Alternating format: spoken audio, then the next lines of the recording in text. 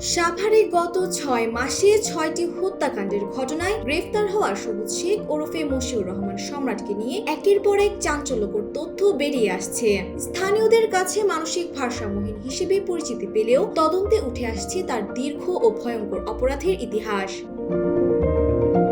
পুলিশি তদন্তে দেখা যায় সবুজের অপরাধ জগতের হাতেখড়ি বহু আগে। ২০১৪ সালে সাভারের শাপলা হাউজিং এলাকায় জুবাইর ওরফে শাওন হত্যা মামলার প্রধান আসামি ছিল এই সবুজ। তৎকালীন তদন্ত কর্মকর্তা তাকে টাইগার সম্রাট হিসেবে চার্জশিটে উল্লেখ করেছিলেন। এছাড়া ২০১৯ ও ২০২৩ সালে সাভার মডেল থানায় তার বিরুদ্ধে দুটি মাদক মামলাও রয়েছে।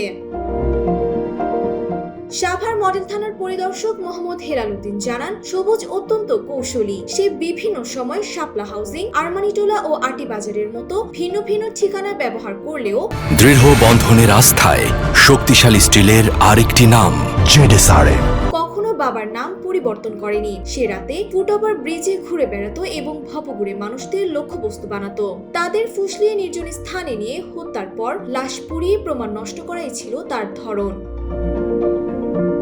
মুন্সিগঞ্জের লৌহজং থানার মৌছামান্দ্র গ্রামে সবুজের পরিবার থাকলেও সেখানে তার যাতায়াত ছিল অনিয়মিত।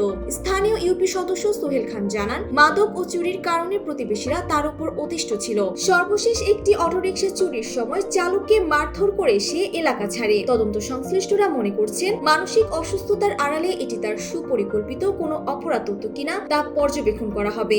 দেশের অন্য কোনো প্রান্তেও সবুজের এমন অপরাধের রেকর্ড রয়েছে কিনা তা তদন্ত করছে পুলিশ কমিটি।